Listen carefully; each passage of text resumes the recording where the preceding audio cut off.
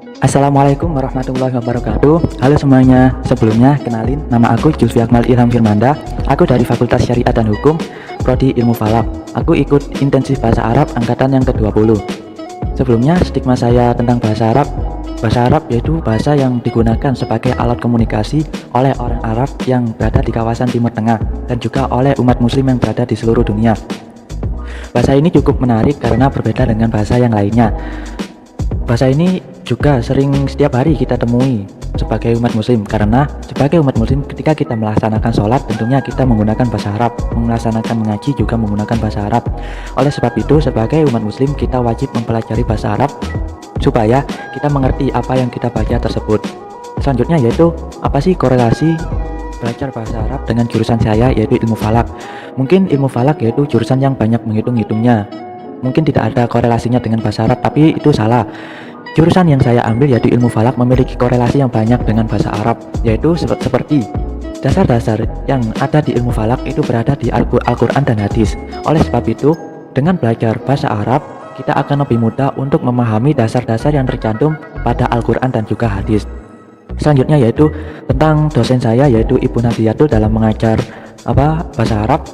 Ibu Nadiyatul itu orangnya baik, sabar juga dalam mengajar kita, juga pengertian dalam hal kita semua tidak berasal dari pondok semua, mungkin ada yang SMA, ada yang SMK. Oleh sebab itu Ibu Nadiyatul itu pengertian dan memberikan materi mulai dari dasarnya supaya kita semua mengerti dari awalnya dan tidak kebingungan di pertengahan jalan.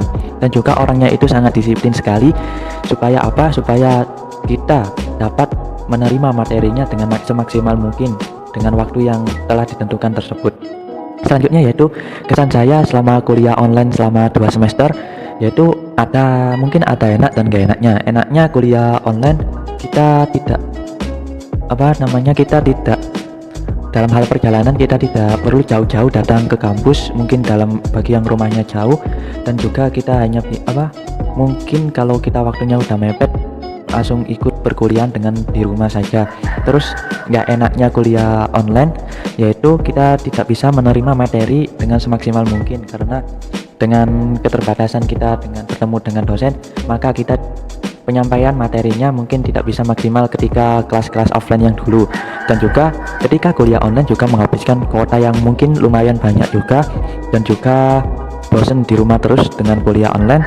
Terus yang paling nggak seru ketika kuliah online ya mungkin tidak bertemu dengan teman-teman sekelas ya, yang selama ini udah 1-2 semester satu kelas belum pernah berjumpa dengan mereka, dan juga berjumpa dengan dosen kita tidak terasa udah selesai aja, kelasnya juga sudah selesai gitu.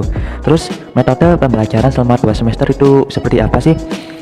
Metode pembelajarannya ketika online yaitu yang pertama menggunakan Google Classroom.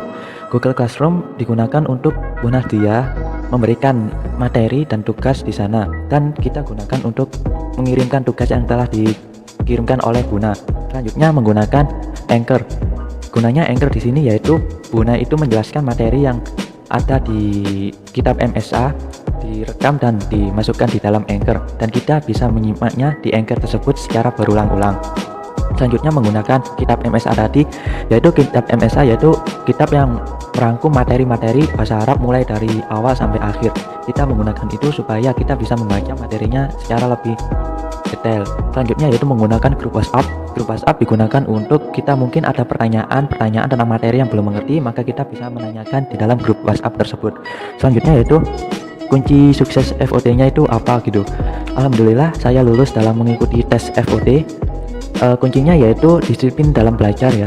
Ketika kita telah mendapatkan materi, maka kita memurajaah materi tersebut secara disiplin, secara rutin gitu, supaya kita secara sendirinya paham apa sih maksud materi tersebut, dan juga selalu belajar di dalam kitab MSA tersebut karena materinya itu berada di dalam kitab MSA tadi. Terus selanjutnya yaitu kerugian jika kita tidak mengikuti kelas intensif bahasa Arab secara komitmen dan disiplin, dan apa dampaknya. Kerugiannya yaitu kita membuang-buang waktu dan materi kuliah kita secara sia-sia, karena waktu yang kita pakai kan nggak banyak selama 2 semester tersebut, dan juga merugikan orang tua kita yang telah susah payah membiayai kita kuliah untuk melakukan kuliah, tapi kita menyia-nyiakannya dengan tidak mengikuti kelas intensif bahasa Arab ini. Terus selanjutnya kerugiannya yaitu akan mengulang di tahun depan, karena ketika kita tidak mengikuti kelas intensif bahasa Arab, kita tidak akan mendapatkan sertifikat, di mana sertifikat tersebut digunakan untuk apa? Untuk pengajuan judul skripsi. Jadi ketika kita akan mengajukan judul skripsi, maka kita perlu menggunakan sertifikat dari intensif bahasa Arab ini. Terus juga jika kita tidak mengikuti kelas secara disiplin, mungkin kita tidak bisa lulus FOD, karena tes FOD ini juga memperoleh sertifikat tadi yang digunakan untuk pengajuan judul skripsi.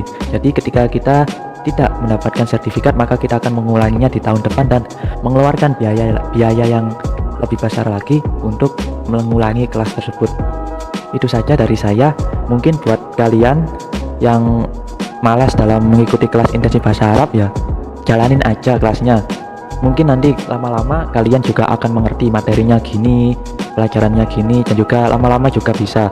Pokoknya jalanin aja dengan enjoy, dan insya Allah kalian bisa memahami materinya dan lulus tes FOD. Sekian dari saya. Wassalamualaikum warahmatullahi wabarakatuh.